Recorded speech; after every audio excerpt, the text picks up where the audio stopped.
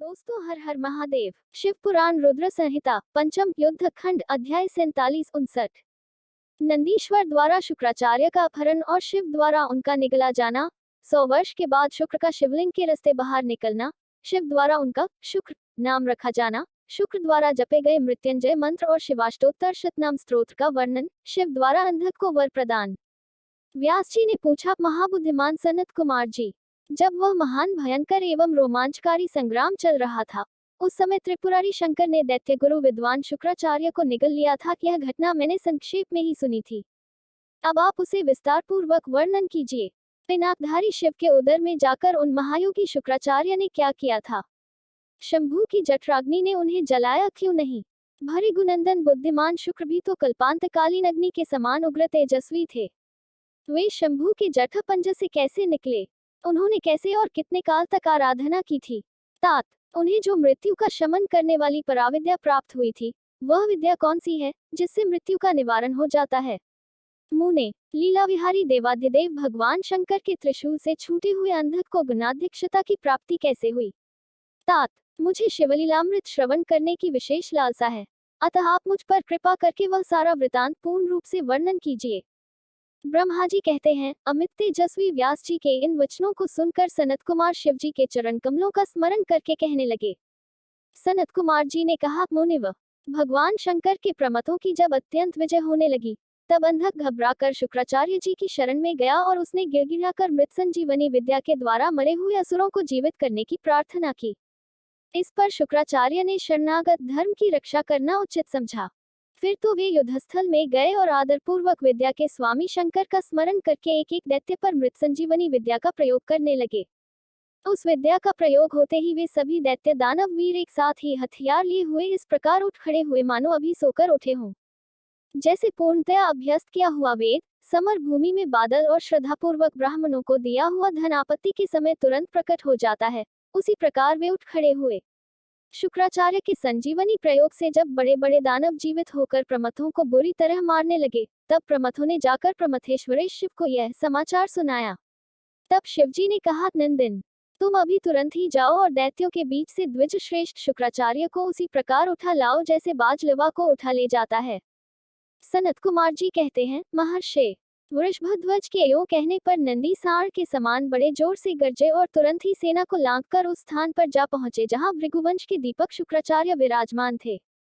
वहां समस्त दैत्य हाथों में पाश, खड्ग, वृक्ष, पत्थर और पर्वतखंड लिए हुए उनकी रक्षा कर रहे थे। यह देखकर बलशाली नंदी ने उन दैत्यों को विक्षुब्ध करके शुक्राचार्य का उसी प्रकार अपहरण कर लिया जैसे शरभ हाथी को उठा ले जाता है। महाबली नंदी द्वारा पकड़े जाने पर शुक्राचार्य के वस्त्र खिसक गए, उनके आभूषण गिरने लगे और केश खुल गए। तब देवशत्रु दानव उन्हें छुड़ाने के लिए सिंहनाद करते हुए नंदी के पीछे दौड़े और जैसे मेघ जल की वर्षा करते हैं, उसी तरह नंदीश्वर के ऊपर वज्र, त्रिशूल, तलवार, फरसा, बरेठी और गोफन आदि अस्त्रों की उग्र वृष्टि करने लगे।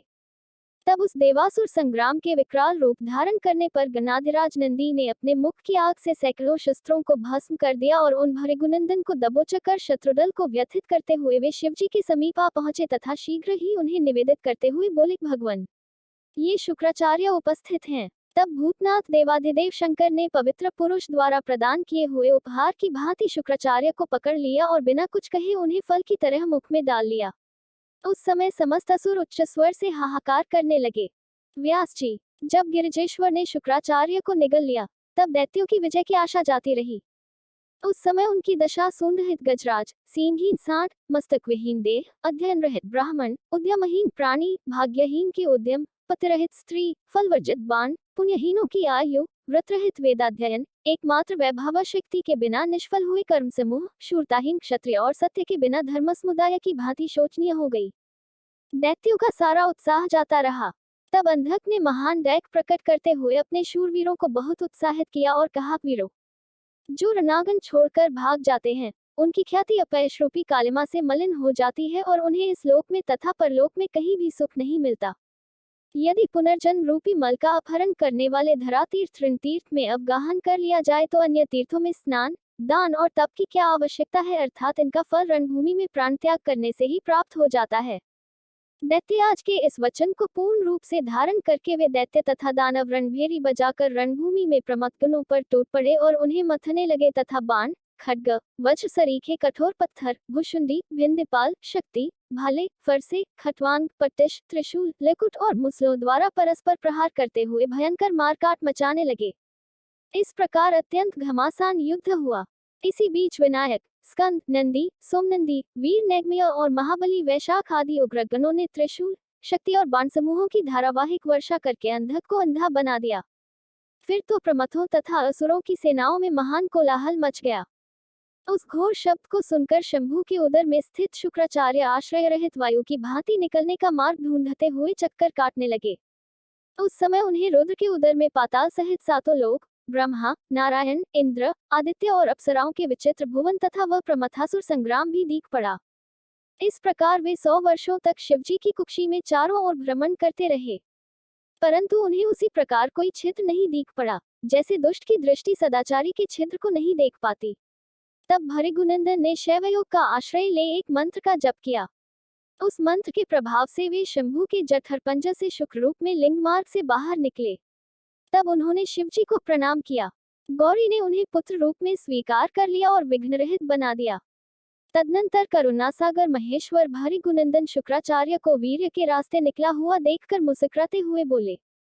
महेश्वर ने कहा, भृगुनंदन, चूंकि तुम मेरे लिंग मार्ग से शुक्र की तरह निकले हो, इसलिए अब तुम शुक्र कहलाओगे। जाओ, अब तुम मेरे पुत्र हो गए। सनत कुमार जी कहते हैं, मुनिव, देवेश्वर शंकर के यूं कहने पर सूर्य के सदृश कांतिमान शुक्र ने पुनः शिवजी को प्रणाम किया और वे हाथ जोड़कर स्तुति करने लगे। शुक्र ने कहा, भगवान, आपके पैर, सिर, नेत्र, हाथ और भुजाएं अनंत हैं। आपकी मूर्तियों की भी गणना नहीं हो सकती। ऐसी दशा में मैं आज स्तुत्य की सिर झुकाकर किस प्रकार स्तुति करूं? आपकी 8 मूर्तियां बताई जाती हैं और आप अनंत मूर्ति भी हैं। आप संपूर्ण सुरों और असुरों की कामना पूर्ण करने वाले हैं तथा अनिष्ट दृष्टि से देखने पर आप संहार भी कर डालते हैं। ऐसे स्तवन के योग्य आपकी मैं किस प्रकार स्तुति करूं? सनत कुमार जी कहते हैं, मुने। इस प्रकार शुक्र ने शिवजी की स्तुति करके उन्हें नमस्कार किया और उनकी आज्ञा से वे पुनः दानवों की सेना में प्रविष्ट हुए, ठीक उसी तरह जैसे चंद्रमा मेघों की घटा में प्रवेश करते हैं।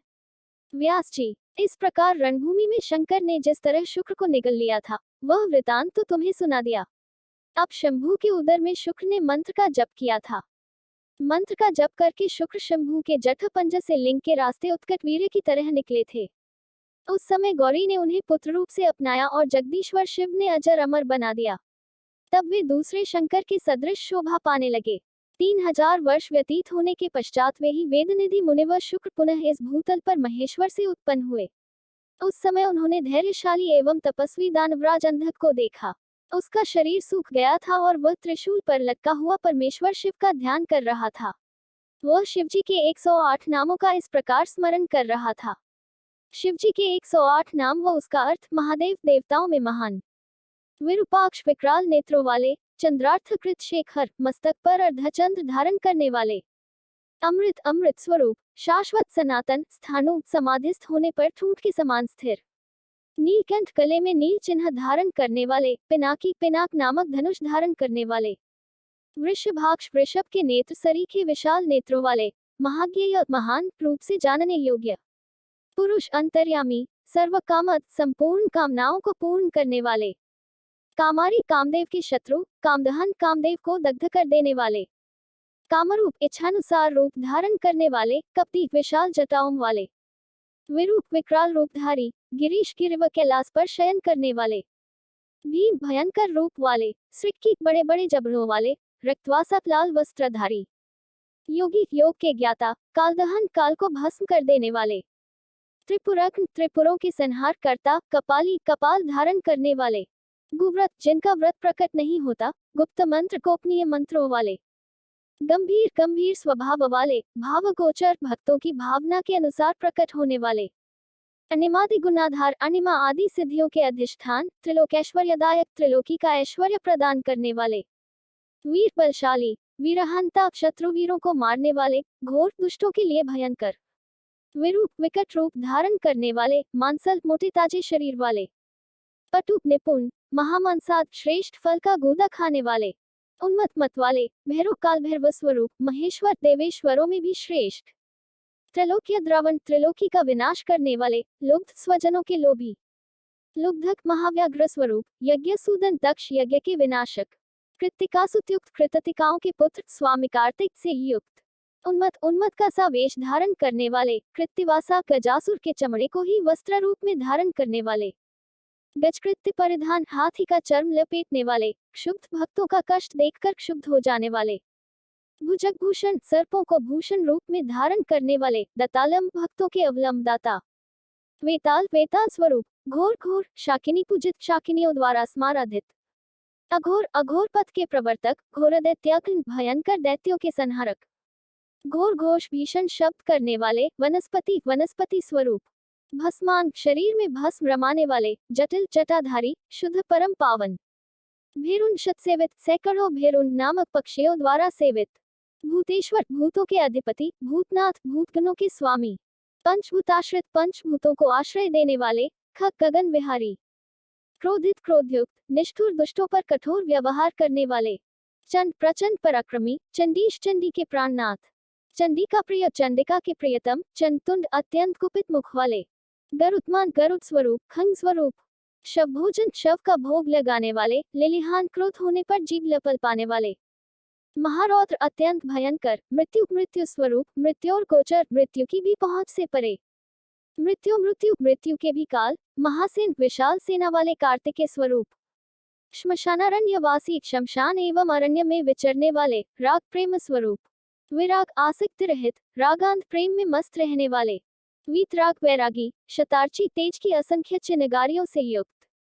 सत्व, सत्व गुण रूप, रजो, रजो गुण रूप, तमः, तमोगुण रूप, धर्म, धर्म स्वरूप, अधर्म, अधर्म रूप। वासवानुज, इंद्र के छोटे भाई उपेंद्र स्वरूप। सत्य, सत्य रूप, असत्य, सत्य से भी परे। सद्रूप, उत्तम रूप वाले, असद्रूप, बीभत्स रूपधारी, अहेतुक, हेतुरहित, अर्धनारीश्वर, आधा पुरुष और आधा स्त्री का रूप धारण करने वाले। भानु, सूर्य स्वरूप, भानु, कोटिशत प्रभ, कोटिशत सूर्यों के समान प्रभावशाली। यज्ञ, यज्ञ स्वरूप, यज्ञप्ति, यज्ञेश्वर। रुद्र, संहारकर्ता, ईशान, ईश्वर, वरद, वरदाता, शिव कल्याण स्वरूप।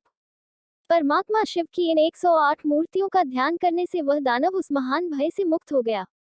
उस समय प्रसन्न हुए जटाधारी शंकर ने उसे मुक्त करके उस त्रिशूल के अग्रभाग से उतार लिया और दिव्य अमृत की वर्षा से अभिषेक कर दिया।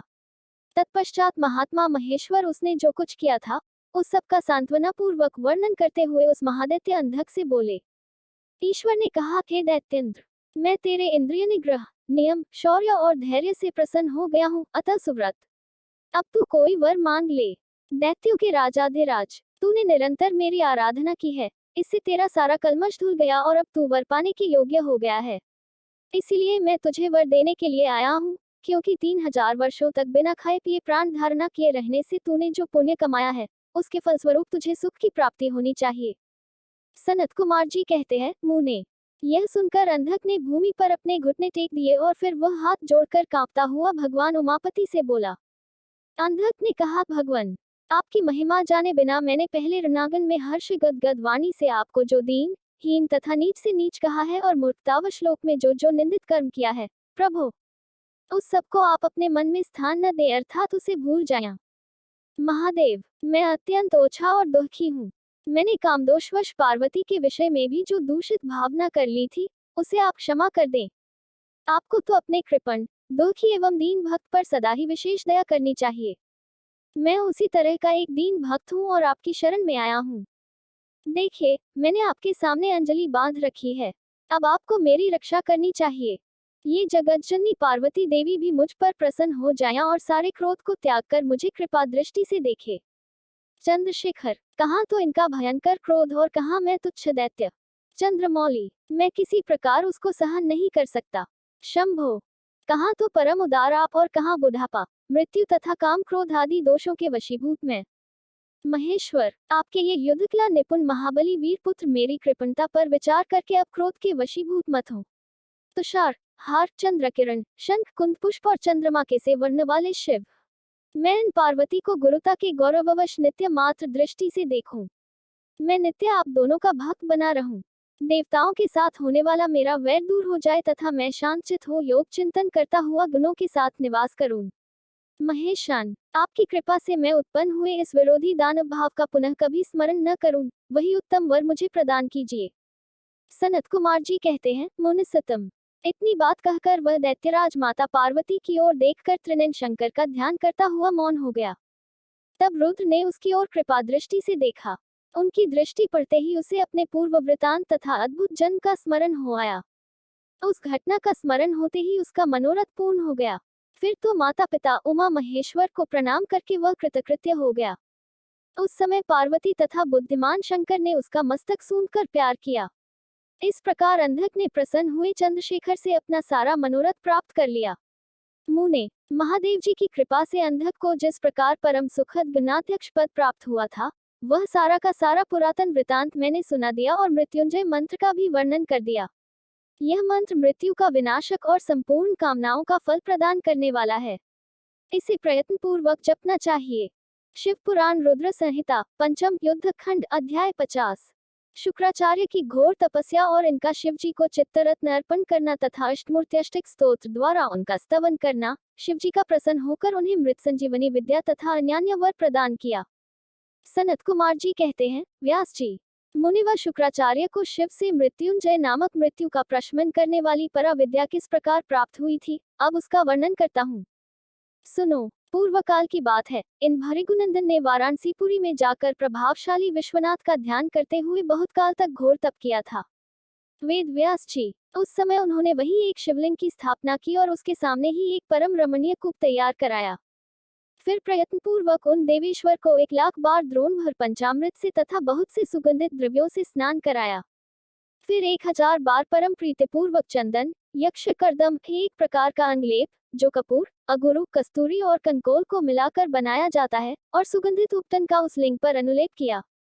तत्पश्चात सावधानी के साथ परम प्रेम पूर्वक राजचंपक, अमलतास, धतुर, कनेर, कमल, मालती, कर्णिकार, कदम, मौलसिरी, उत्पल, मल्लिका, चमेली, शतपत्री, सिंधुवार, ढाक, बंदूक पुष्प, गुल, दोपहरी, पुन्नाक, नाग केशर, केसर, नवमल्लिक, बेलमोगरा, चिबिलिक, रक्तदला, कुंद, माघ पुष्प, मुच्चुकुंद, मोतिया, मंदार, बिल्वपत्र, गुमा, मरुवृक, मरुआ, वृक, धूप, कठिवन, दौना, अत्यंत सुंदर आम के पल्लव, तुलसी, देवज्वासा, बृहत्पत्री, कुशानको, नंदावर, नांद्रुक, अगस्त्य, साल, देवदारू, कचनार, कुर्बक, गुलखेरा, दुर्वानकुर, कुरंटक, करसेला, इनमें से प्रत्येक के पुष्पों और अन्य पल्लवों से तथा नाना प्रकार के रमणीय पत्रों और सुंदर कमलों से शंकर जी की विधिवत अर्चना की।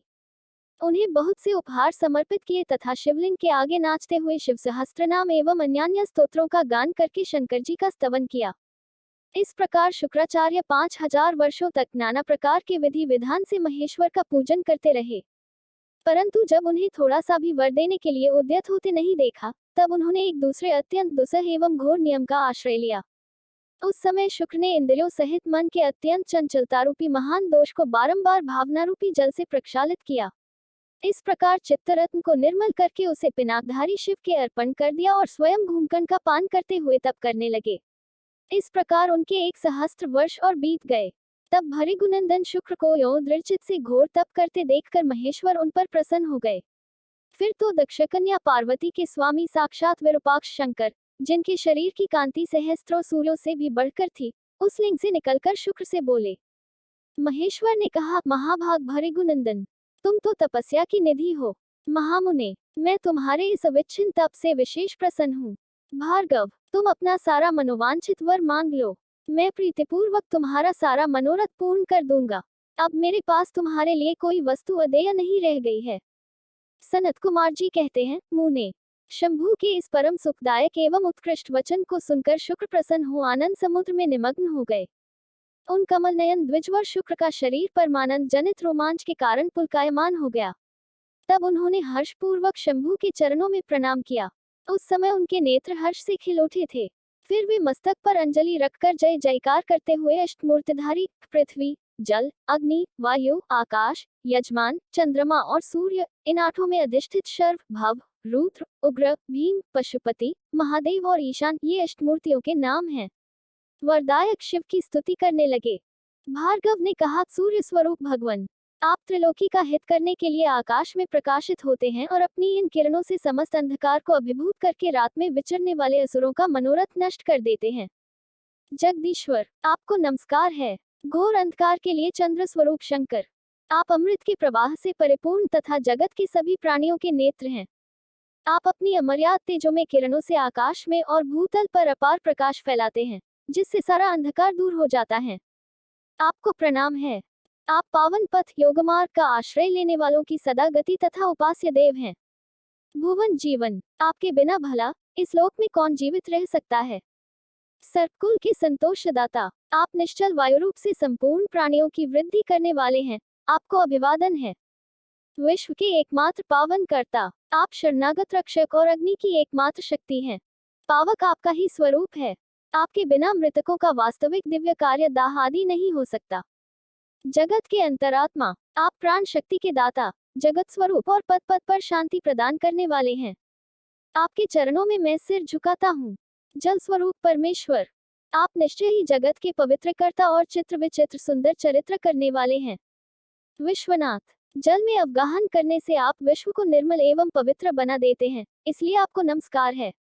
आकाश रूप ईश्वर, आपसे अवकाश प्राप्त करने के कारण यह विश्व बाहर और भीतर विकसित होकर सदा स्वभाववश श्वास लेता है, अर्थात इसकी परंपरा चलती रहती है तथा आपके द्वारा यह संकुचित भी होता है, अर्थात नष्ट हो जाता है। इसलिए दयालु भगवान, मैं आपके आगे नतमस्तक होता हूँ। विश्वम्भरात्मक, आप ही इस विश्व का भरण पोषण करते हैं। आपके अतिरिक्त दूसरा कौन अज्ञानांधकार को दूर करने में समर्थ हो सकता है। अतः विश्वनाथ, आप मेरे अज्ञान रूपी तम का विनाश कर दीजिए। नागभूषण, आप स्तवनीय पुरुषों में सबसे श्रेष्ठ हैं, इसलिए आप परात्पर प्रभु को मैं बारंबार प्रणाम करता हूँ। आत्मस्वरूप शंकर, आप समस्त प्राणियों के अंतरात्मा में निवास करने वाले प्रत्येक रूप में व्याप्त हैं और मैं आप परमात्मा का जन हूँ।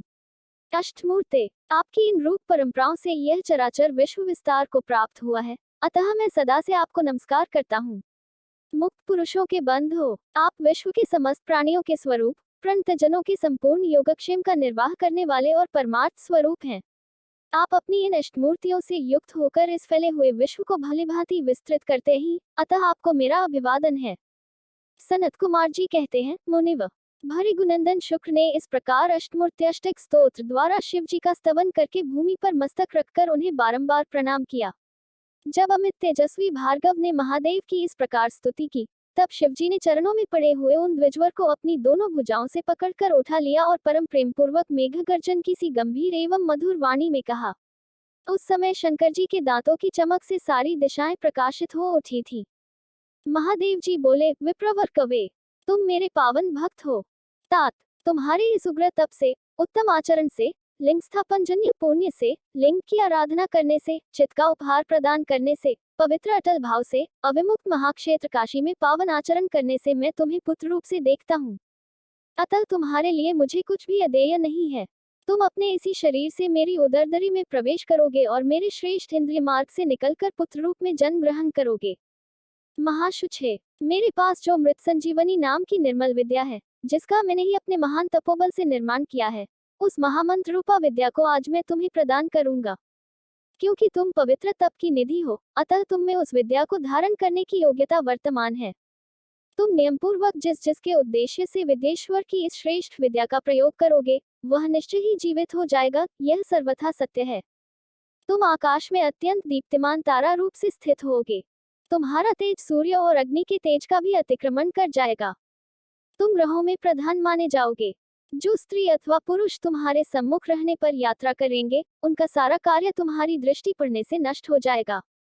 सुव्रत, तुम्हारे उदय होने पर जगत में मनुष्यों के विवाह आदि समस्त धर्म कार्य सफल होंगे। सभी नंदा प्रतिपदा, षष्ठी और एकादशी तिथियां तुम्हारे संयोग से शुभ हो जाएंगी और तुम्हारे भक्त वीर संपन्न तथा बहुत सी संतान वाले होंगे। तुम्हारे द्वारा स्थापित किया हुआ यह शिवलिंग शुक्रेश के नाम से विख्यात होगा। जो मनुष्य इस लिंग की अर्चना करेंगे, उन्हें सिद्धि प्राप्त हो जाएगी। जो लोग वर्ष पर्यंत नक्तव्रत प्रायण होकर शुक्रवार के दिन शुक्रकूप के जल से सारी क्रियाएं संपन्न केक शुक्रेश की अर्चना करेंगे, उन्हें जिस फल की प्राप्ति होगी, वह मुझसे श्रवण करो। उन मनुष्यों में वीर्य की अधिकता होगी, उनका वीर्य कभी निष्फल नहीं होगा, वे पुत्रवान तथा पुरुषत्व के सौभाग्य से संपन्न होंगे। इसमें तनिक भी संदेह नहीं है। वे सभी मनुष्य बहुत सी विद्याओं के ज्ञाता और सुख के भागी होंगे। यो वरदान देकर महादेव उसी लिंग में समा गए। तब भृगुनंदन शुक्र भी प्रसन्न मन से अपने धाम को चले गए। व्यास जी, यूं शुक्राचार्य को जिस प्रकार अपने तपोबल से मृत्युंजय नामक विद्या की प्राप्ति हुई थी, वह वृतांत मैंने तुमसे वर्णन कर दिया। शिव पुराण रुद्र संहिता पंचम युद्ध खंड अध्याय 51-52। बानासुर की तपस्या और उसे शिव द्वारा वर प्राप्ति, शिव का गणों और पुत्रों सहित उसके नगर में निवास करना, बानपुत्री उषा का रात के समय स्वप्न में अनिरुद्ध के साथ मिलन, चित्रलेखा द्वारा अनिरुद्ध का द्वारका से अपहरण, बाण का अनिरुद्ध को नागपाश में बांधना, दुर्गा के स्तवन से अनिरुद्ध का बंधन मुक्त होना, नारद द्वारा समाचार पाकर श्री कृष्ण की शोणितपुर पर चढ़ाई, शिव के साथ उनका घोर युद्ध, शिव की आज्ञा से श्री कृष्ण का उन्हें जरिम्भनास्त्र से मोहित करके बाण की सेना का संहार करना। व्यास जी बोले, सर्वज्ञ सनत कुमार जी, आपने अनुग्रह करके प्रेम पूर्वक ऐसी अद्भुत और सुंदर कथा सुनाई है, जो शंकर की कृपा से ओतप्रोत है। अब मुझे शशिमौली के उस उत्तम चरित्र के श्रवण करने की इच्छा है, जिसमें उन्होंने प्रसन्न होकर बानासुर को गणाध्यक्ष पद प्रदान किया था। सनत कुमार जी ने कहा, व्यास जी, परमात्मा शंभु की उस कथा को, जिसमें उन्होंने प्रसन्न होकर बानासुर को गणनायक बनाया था, आदर पूर्वक श्रवण करो। इसी प्रसंग में महाप्रभु शंकर का वह सुंदर चरित्र भी आएगा, जिसमें उन्होंने बानासुर पर अनुग्रह करके श्री कृष्ण के साथ संग्राम किया था। व्यास जी, दक्ष प्रजापति की 13 कन्याएं कश्यप मुनि की पत्नियां थी। वे सब की सब पतिव्रता तथा सुशीला थी। उनमें दिति सबसे बड़ी थी, जिसके लड़के दैत्य कहलाते हैं। अन्य पत्नियों से भी देवता तथा चराचर सहित समस्त प्राणी पुत्र रूप से उत्पन्न हुए थे। ज्येष्ठ पत्नी दिति के गर्भ से सर्वप्रथम 2 महाबली पुत्र पैदा हुए। उनमें हिरण्यकशिपु ज्येष्ठ था और उसके छोटे भाई का नाम हिरण्याक्ष था। हिरण्यकशिपु के 4 पुत्र हुए। उन दैत्य श्रेष्ठों का क्रमशः हलाद, अनुहलाद, सहलाद और प्रहलाद नाम था। उनमें प्रहलाद जितेंद्रिय तथा महान विष्णु भक्त हुए। उनका नाश करने के लिए कोई भी दैत्य समर्थ न हो सका।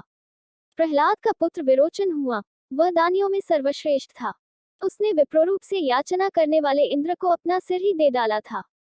उसका पुत्र बलि हुआ। यह महादानी और शिव भक्त था। इसने वामनरूपधारी विष्णु को सारी पृथ्वी दान कर दी थी। बलि का औरस पुत्र बाण हुआ।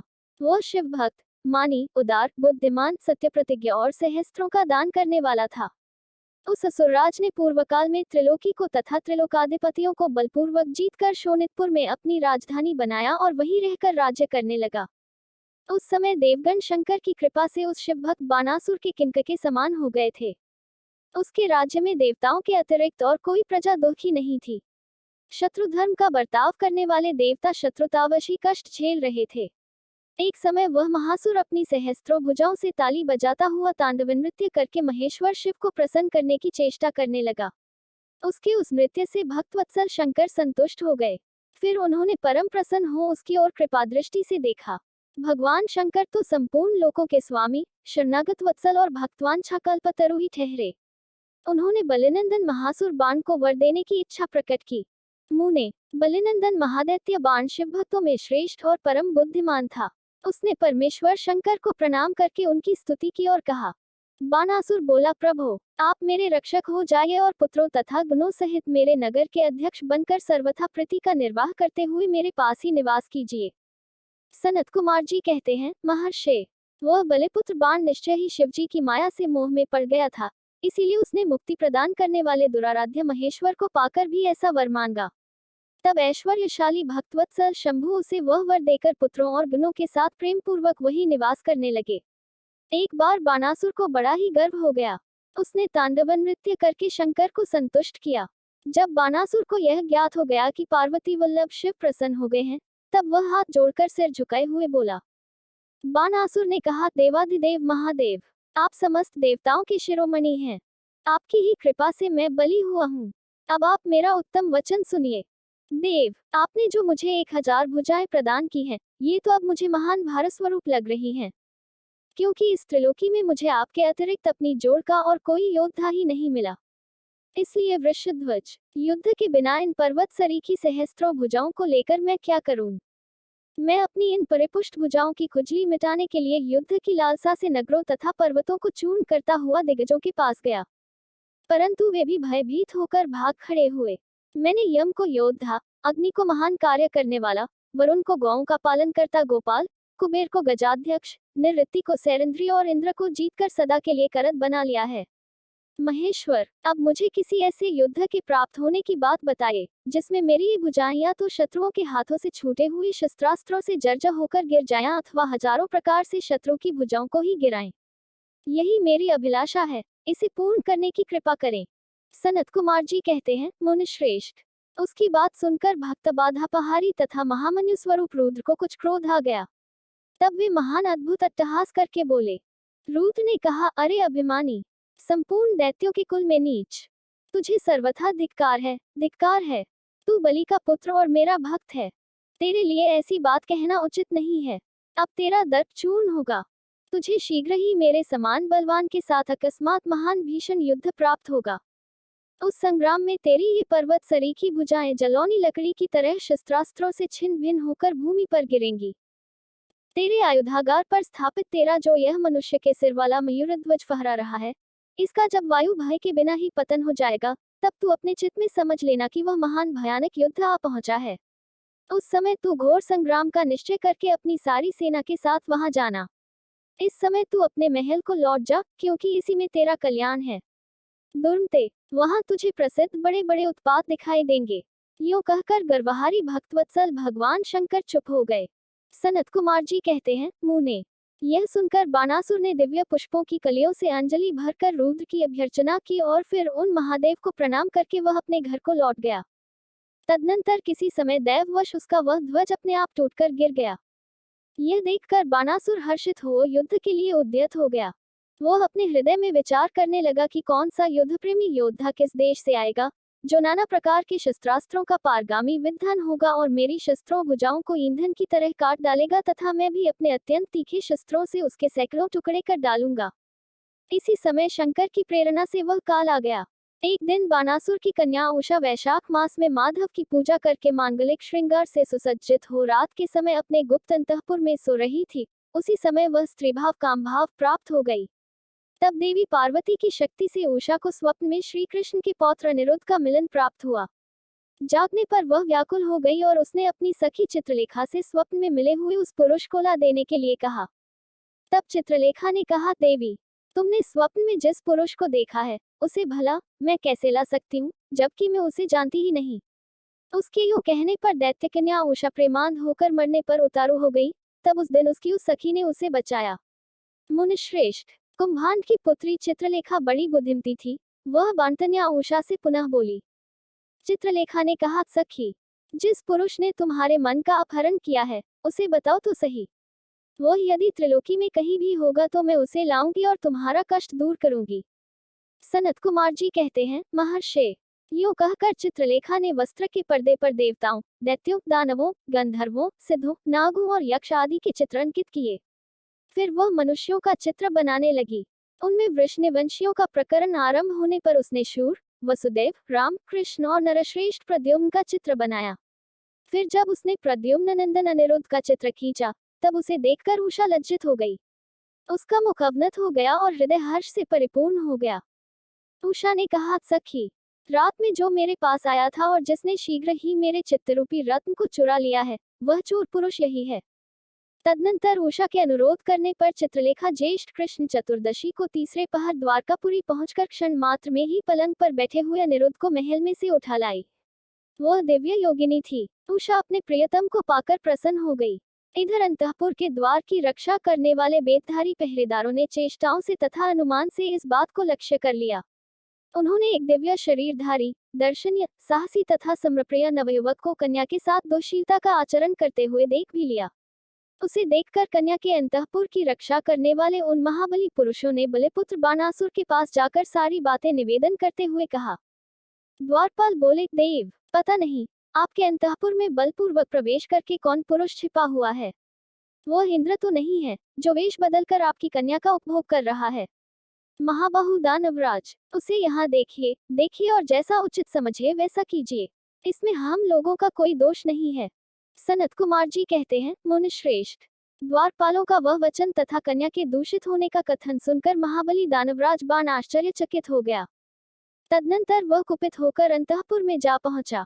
वहां उसने प्रथम अवस्था में वर्तमान दिव्य शरीरधारी अनिरुद्ध को देखा। उसे महान आश्चर्य हुआ। फिर उसने उसका बल देखने के लिए 10,000 सैनिकों को भेजकर आज्ञा दी कि इसे मार डालो। सेना ने अनिरुद्ध पर आक्रमण किया। तब अनिरुद्ध ने बात की बात में 10,000 सैनिकों को काल के हवाले कर दिया।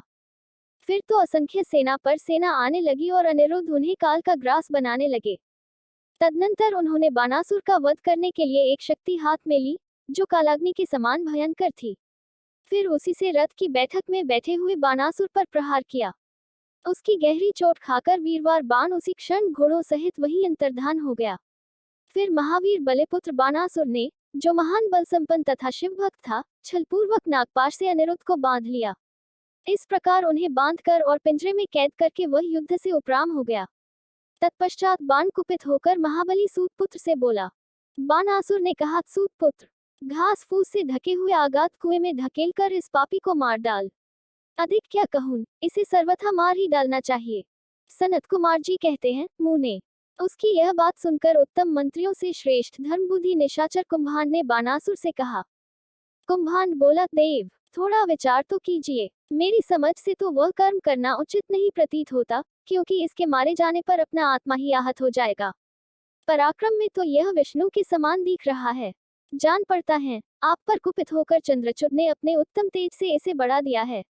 साहस में यह शशिमौली की समानता कर रहा है, क्योंकि इस अवस्था को पहुंच जाने पर भी यह पुरुषार्थ पर ही डटा हुआ है, तथापि यह हम लोगों को तृणवत ही समझ रहा है। सनत कुमार जी कहते हैं, व्यास जी, दानव कुंभांड राजनीति के ज्ञाताओं में श्रेष्ठ था। वह बाण से ऐसा कहकर फिर अनिरुद्ध से कहने लगा। कुंभांड ने कहा, नराधम, अब तू वीरवर दैत्यराज की स्तुति कर और दीन वाणी से, मैं हार गया, यो बारंबार कहकर उन्हें हाथ जोड़कर नमस्कार कर। ऐसा करने पर ही तू मुक्त हो सकता है, अन्यथा तुझे बंधन आदि का कष्ट भोगना पड़ेगा। उसकी बात सुनकर अनिरुद्ध उत्तर देते हुए बोले। अनिरुद्ध ने कहा, दुराचारी निशाचर, तुझे क्षत्रिय धर्म का ज्ञान नहीं है। अरे, शूरवीर के लिए दीनता दिखाना और युद्ध से मुख मोड़कर भागना मरण से भी बढ़कर कष्टदायक होता है। वीरमानी क्षत्रिय के लिए रणभूमि से सदा सम्मुख लड़ते हुए मरना ही श्रेयस्कर है, भूमि पर पड़कर हाथ जोड़े हुए दीन की तरह मरना कदापि नहीं। सनत कुमार जी कहते हैं, मुने। इस प्रकार अनिरुद्ध ने बहुत सी वीरता की बातें कही, जिन्हें सुनकर बानासुर को महान विस्मय हुआ और क्रोध भी आया। उसी समय समस्त वीरों के, अनिरुद्ध के और मंत्री कुंभांड के सुनते सुनते बानासुर के आश्वासनार्थ आकाशवाणी हुई।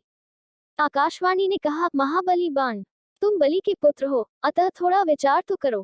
परम बुद्धिमान शिव भक्त, तुम्हारे लिए क्रोध करना उचित नहीं है। शिव समस्त प्राणियों के ईश्वर, कर्मों के साक्षी और परमेश्वर हैं।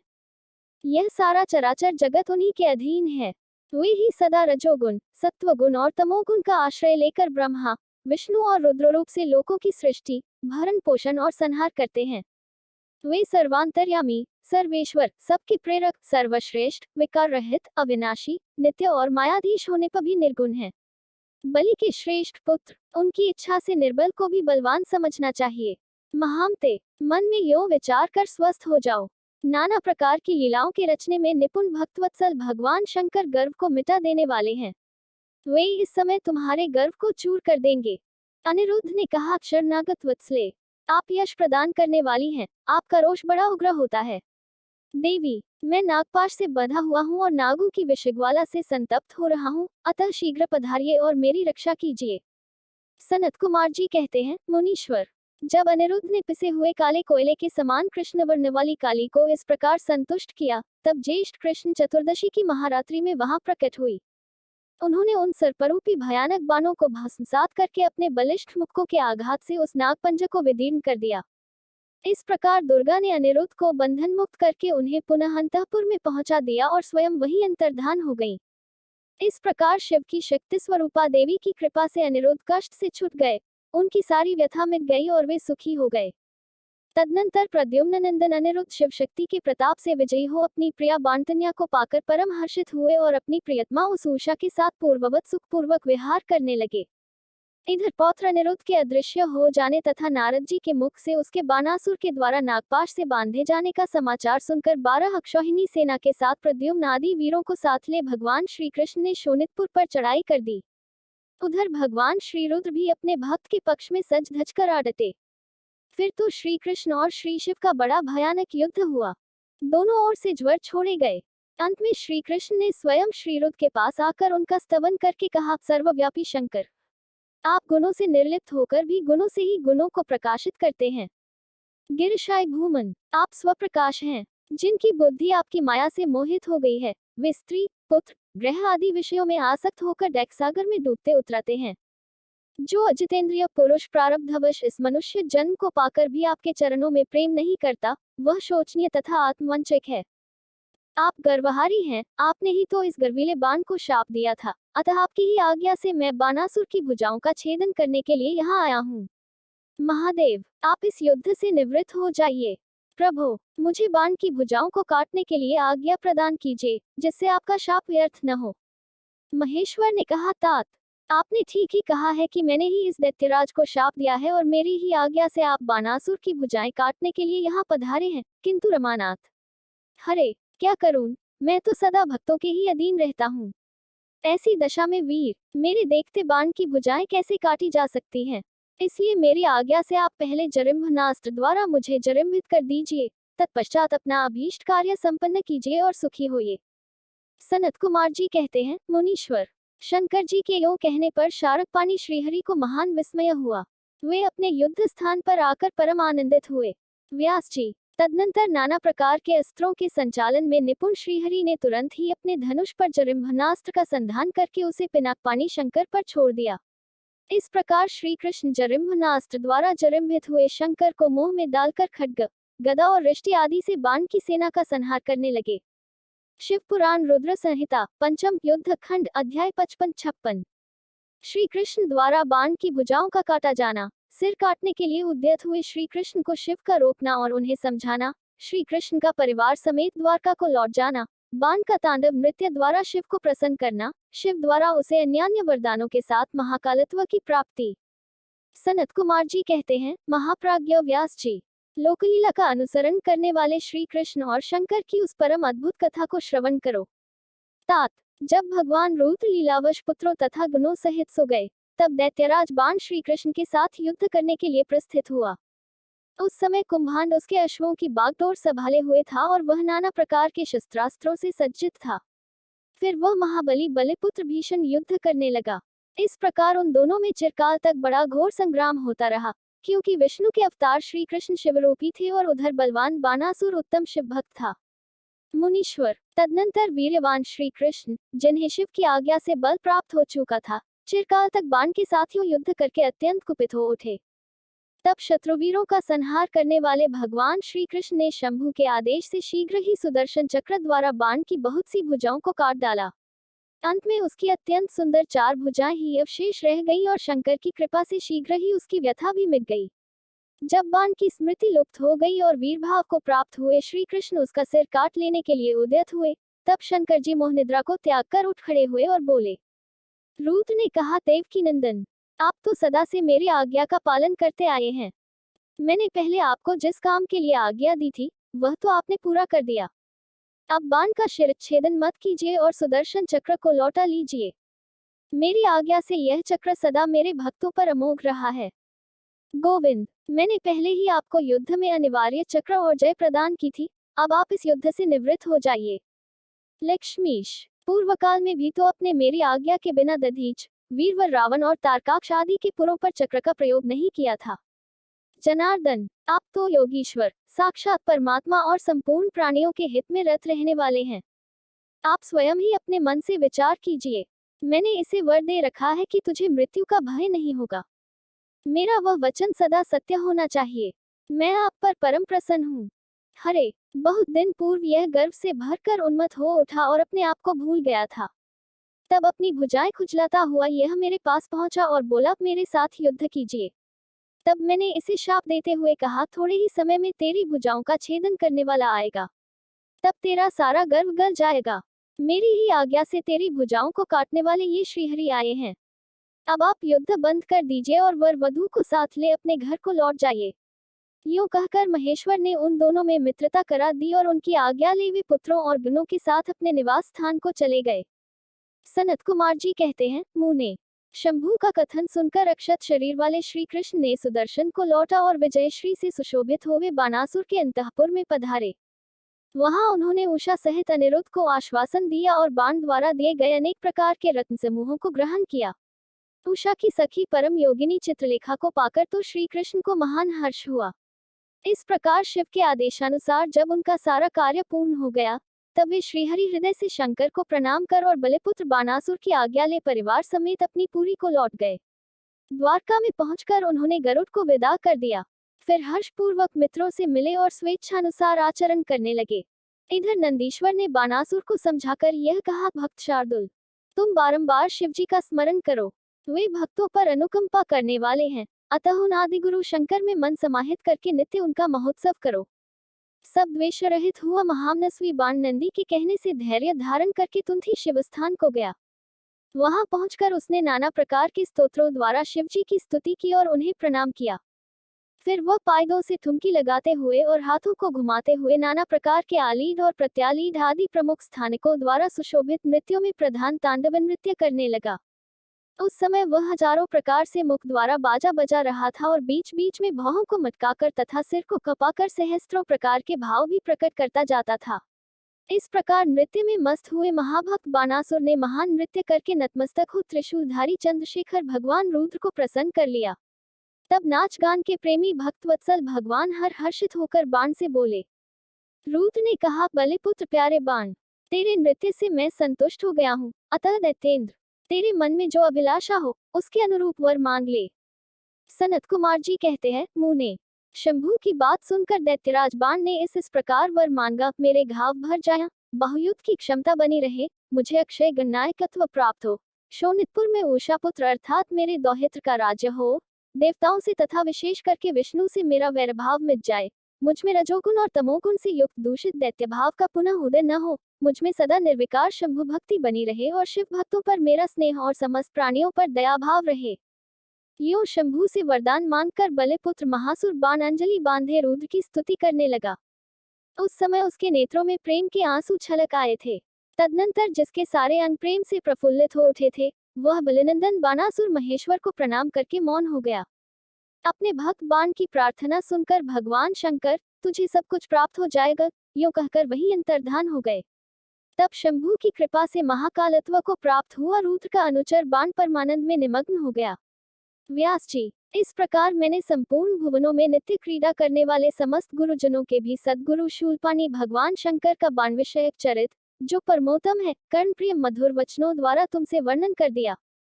शिव पुराण रुद्र संहिता पंचम युद्ध खंड अध्याय 57। गजासुर की तपस्या, वर प्राप्ति और उसका अत्याचार, शिव द्वारा उसका वध, उसकी प्रार्थना से शिव का उसका चर्म धारण करना और कृत्तिवासा नाम से विख्यात होना तथा कृत्तिवासेश्वलिंग की स्थापना करना। सनत कुमार जी कहते हैं, व्यास जी, अब परम प्रेम पूर्वक शशिमौली शिव के उस चरित्र को श्रवण करो, जिसमें उन्होंने त्रिशूल द्वारा दानवराज गजासुर का वध किया था। गजासुर महिवासुर का पुत्र था। जब उसने सुना कि देवताओं से प्रेरित होकर देवी ने मेरे पिता को मार दिया था, तब उसका बदला लेने की भावना से उसने घोर तप किया। उसके तप की ज्वाला से सब जलने लगे। देवताओं ने जाकर ब्रह्माजी से अपना दैत्य कहा। तब ब्रह्माजी ने उसके सामने प्रकट होकर उसके प्रार्थनानुसार उसे वरदान दे दिया कि वह काम के वश होने वाले किसी भी स्त्री या पुरुष से नहीं मरेगा, महाबली और सबसे अजेय होगा। वर पाकर वह गर्व में भर गया। सब दिशाओं तथा सब लोकपालों के स्थानों पर उसने अधिकार कर लिया। अंत में भगवान शंकर की राजधानी आनंदवन काशी में जाकर वह सबको सताने लगा। देवताओं ने भगवान शंकर से प्रार्थना की, शंकर कामविजयी है ही। उन्होंने घोर युद्ध में उसे हराकर त्रिशूल में पिरो लिया। तब उसने भगवान शंकर का स्तवन किया। शंकर ने उस पर प्रसन्न होकर इच्छित वर मांगने को कहा। तब गजासुर ने कहा, दिगंबर स्वरूप महेशान, यदि आप मुझ पर प्रसन्न हैं तो अपने त्रिशूल की अग्नि से पवित्र हुए मेरे इस चर्म को आप सदा धारण किए रहें। विभो, मैं पुण्य गंधों की निधि हूँ, इसलिए मेरा यह चर्म चिरकाल तक उग्र तपरूपी अग्नि की ज्वाला में पड़कर भी दग्ध नहीं हुआ है। दिगंबर, यदि मेरा यह चर्म पुण्यवान न होता तो रणांगन में इसे आपके अंगों का संग कैसे प्राप्त होता। शंकर, यदि आप तुष्ट हैं तो मुझे एक दूसरा वर और दीजिए, आज से आपका नाम कृत्तिवासव विख्यात हो जाए। सनत कुमार जी कहते हैं, मुने गजासुर की बात सुनकर भक्तवत्सल शंकर ने परम प्रसन्नतापूर्वक महिषासुर नंदन गज से कहा, तथास्तु, अच्छा ऐसा ही होगा। तदनंतर प्रसन्नतमा भक्त प्रिय महेशान उस दानवराज गज से, जिसका मन भक्ति के कारण निर्मल हो गया था, पुनः बोले, ईश्वर ने कहा, दानवराज, तेरा वह पावन शरीर मेरे इस मुक्तिसाधक क्षेत्र काशी में मेरे लिंग के रूप में स्थित हो जाए। इसका नाम कृत्यवासेश्वर होगा। यह समस्त प्राणियों के लिए मुक्तिदाता, महान पातकों का विनाशक, संपूर्ण लिंगों में शिरोमणि और मोक्षप्रद होगा। यूं कहकर देवेश्वर दिगंबर शिव ने गजासुर के उस विशाल चर्म को लेकर ओढ़ लिया। मुनीश्वर, उस दिन बहुत बड़ा उत्सव मनाया गया। काशी निवासी सारी जनता तथा प्रमथगण हर्षमग्न हो गए। विष्णु और ब्रह्मा आदि देवताओं का मन हर्ष से परिपूर्ण हो गया। ये हाथ जोड़कर महेश्वर को नमस्कार करके उनकी स्तुति करने लगे। शिव पुराण रुद्र संहिता पंचम युद्ध खंड अध्याय 58। दुंदुभिनिर्लाद नामक दैत्य का व्याघ्र रूप से शिव भक्त पर आक्रमण करने का विचार और शिव द्वारा उसका वध। सनत कुमार जी कहते हैं, व्यास जी, अब मैं चंद्रमौली के उस चरित्र का वर्णन करूंगा जिसमें शंकर जी ने दुंदुभिनिर्लाद नामक दैत्य को मारा था। तुम सावधान होकर श्रवण करो। दितिपुत्र महाबली हिरण्याक्ष के विष्णु द्वारा मारे जाने पर दिति को बहुत दैख हुआ। तब देवशत्रु दुंदुभिनिर्लाद ने उसको आश्वासन देकर यह निश्चय किया कि देवताओं के बल ब्राह्मण हैं। ब्राह्मण नष्ट हो जाएंगे तो यज्ञ नहीं होंगे, यज्ञ न होने पर देवता आहार न पाने से निर्बल हो जाएंगे। तब मैं उन पर सहज ही विजय पालूंगा। यूं विचार कर वह ब्राह्मणों को मारने लगा। ब्राह्मणों का प्रधान स्थान वाराणसी है। यह सोचकर वह काशी पहुंचा और वन में वनचर बनकर समिधा लेते हुए, जल में जलचर बनकर स्नान करते हुए और रात में व्याघ्र बनकर सोते हुए ब्राह्मणों को खाने लगा। एक बार शिवरात्रि के अवसर पर एक भक्त अपनी पर्णशाला में देवाधिदेव शंकर का पूजन करके ध्यानस्थ बैठा था। बलाभिमानी दैत्यराज दुंदुभिनिर्लाद ने व्याघ्र का रूप धारण करके उसे खा जाने का विचार किया, परंतु यह भक्त दृढ़चित्त से शिव दर्शन की लालसा लेकर ध्यान में तल्लीन हो रहा था। इसके लिए उसने पहले से ही मंत्ररूपी अस्त्र का विन्यास कर लिया था। इस कारण वह दैत्य उस पर आक्रमण करने में समर्थ न हो सका। इधर सर्वव्यापी भगवान शंभु को उस दुष्ट रूप वाले दैत्य के अभिप्राय का पता लग गया। तब शंकर ने उसे मार डालने का विचार किया।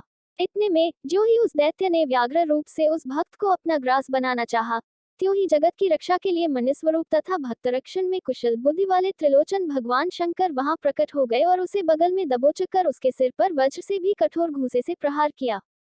उस मुष्टि प्रहार से तथा कांख में दबोचकर से वह व्याघ्र अत्यंत व्यथित हो गया और अपनी दहाड़ से पृथ्वी तथा आकाश को कपाता हुआ मृत्यु का ग्रास बन गया। उस भयंकर शब्द को सुनकर तपस्वियों का हृदय कांप उठा।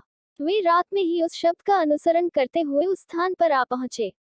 वहां परमेश्वर शिव को बगल में उस पापी को दबाए हुए देखकर सब लोग उनके चरणों में पड़ गए और जब जयकार करते हुए उनकी स्तुति करने लगे। तदनंतर महेश्वर ने कहा, जो मनुष्य यहाँ आकर श्रद्धापूर्वक मेरे इस रूप का दर्शन करेगा, निस्संदेह मैं उसके सारे उपद्रवों को नष्ट कर दूंगा। जो मानव मेरे इस चरित्र को सुनकर और हृदय में मेरे इस लिंग का स्मरण करके संग्राम में प्रवेश करेगा, उसे अवश्य विजय की प्राप्ति होगी। मुने, जो मनुष्य व्याघ्रेश्वर के प्राकट्य से संबंध रखने वाले इस परमोत्तम चरित्र को सुनेगा अथवा दूसरे को सुनाएगा, पढ़ेगा या पढ़ाएगा, वह अपनी समस्त मनोवांछित वस्तुओं को प्राप्त कर लेगा और अंत में संपूर्ण दुखों से रहित होकर मोक्ष का भागी होगा। शिवलीला संबंधी अमृतमय अक्षरों से परिपूर्ण यह अनुपम आख्यान स्वर्ग, यश और आयु का देने वाला तथा पुत्र पौत्र की वृद्धि करने वाला है। शिव पुराण रुद्र संहिता पंचम युद्ध खंड अध्याय 59। विदल और उत्पल नामक दैत्यों का पार्वती पर मोहित होना और पार्वती का कंदुक प्रहार द्वारा उनका काम तमाम करना, कंदुकेश्वर की स्थापना और उनकी महिमा। सनत कुमार जी कहते हैं, व्यास जी, जिस प्रकार परमेश्वर शिव ने संकेत से दैत्य को लक्ष्य कराकर अपनी प्रिया द्वारा उसका वध कराया था, उनके उस चरित्र को तुम परम प्रेम पूर्वक श्रवण करो। विदल और उत्पल नामक दो महादैत्य थे। उन्होंने ब्रह्मा जी से किसी पुरुष के हाथ से न मरने का वर प्राप्त करके सब देवताओं को जीत लिया था। तब देवताओं ने ब्रह्मा जी के पास जाकर अपना दैख सुनाया। उनकी कष्ट कहानी सुनकर ब्रह्मा ने उनसे कहा, तुम लोग शिवा सहित शिव का आदरपूर्वक स्मरण करके धैर्य धारण करो। वे दोनों दैत्य निश्चय ही देवी के हाथों मारे जाएंगे। शिवा सहित शिव परमेश्वर कल्याणकर्ता और भक्तवत्सल हैं। वे शीघ्र ही तुम लोगों का कल्याण करेंगे।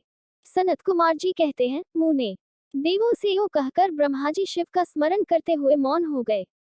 तब देवगण भी आनंदित होकर अपने अपने धाम को लौट गए। एक समय नारद जी के द्वारा पार्वती के सौंदर्य की प्रशंसा सुनकर वे दोनों दैत्य उनका अपहरण करने की बात सोचने लगे और पार्वती जी जहां गेंद उछाल रही थी, वहीं वे जाकर आकाश में विचरने लगे। वे दोनों घोर दुराचारी थे। उनका मन अत्यंत चंचल हो रहा था। वे गणों का रूप धारण करके अंबिका के निकट आए। तब दुष्टों का संहार करने वाले शिव ने अवहेलना पूर्वक उनकी ओर देखकर उनके नेत्रों से प्रकट हुई चंचलता के कारण तुरंत उन्हें पहचान लिया। फिर तो सर्वस्वरूपी महादेव ने दुर्गतिनाशिनी दुर्गा को कटाक्ष द्वारा सूचित कर दिया कि ये दोनों दैत्य हैं, गण नहीं। तात। तब पार्वती अपने स्वामी महाकौतुकी परमेश्वर शंकर के उस नेत्र संकेत को समझ गईं। तदनंतर सर्वज्ञ शिव की अर्धांगिनी पार्वती ने उस संकेत को समझकर उसी गेंद से एक साथ ही उन दोनों पर चोट की। तब महादेवी की गेंद से आहत होकर वे दोनों महाबली दुष्ट दैत्य चक्कर काटते हुए उसी प्रकार भूतल पर गिर पड़े, जैसे वायु के झोंके से चंचल होकर दो पके हुए ताड़ के फल अपनी डंठल से टूटकर गिर पड़ते हैं, अथवा जैसे वज्र के आघात से महागिरी के दो शिखर ढह जाते हैं। इस प्रकार कार्य करने के लिए उद्यत उन दोनों महादैत्यों को धराशायी करके वह गेंद लिंग रूप में परिणत हो गया। समस्त दुष्टों का निवारण करने वाला वह लिंग कंदुकेश्वर के नाम से विख्यात हुआ और ज्येष्ठेश्वर के समीप स्थित हो गया। काशी में स्थित कंदुकेश्वर लिंग दुष्टों का विनाशक, भोग मोक्ष का प्रदाता और सर्वदा सत्पुरुषों की समस्त कामनाओं को पूर्ण करने वाला है। जो मनुष्य इस अनुपम आख्यान को हर्षपूर्वक सुनाता अथवा पढ़ता है, उसे भय का डर कहाँ। वह इस लोक में नाना प्रकार के संपूर्ण उत्तमोत्तम सुखों को भोगकर अंत में देव दुर्लभ दिव्य गति को प्राप्त कर लेता है। ब्रह्मा जी कहते हैं, मुनिसत्तम, मैंने तुमसे रुद्र संहिता के अंतर्गत इस युद्धखंड का वर्णन कर दिया। यह खंड संपूर्ण मनोरथों का फल प्रदान करने वाला है। इस प्रकार मैंने पूरी की पूरी रुद्र संहिता का वर्णन कर दिया। यह शिवजी को सदा परम प्रिय है और भुक्ति मुक्ति रूप फल प्रदान करने वाली है। सूत जी कहते हैं, इस प्रकार शिवानुगामी ब्रह्मपुत्र नारद शंकर के उत्तम यश को तथा शिव शतनाम को सुनकर कृतार्थ हो गए। यो मैंने संपूर्ण चरित्रों में प्रधान तथा कल्याणकारक यह ब्रह्मा और नारद का संवाद पूर्ण रूप से कह दिया। दोस्तों, अगली वीडियो देखने के लिए आप चैनल सब्सक्राइब जरूर करें और लाइक करें और कमेंट करें। हर हर महादेव।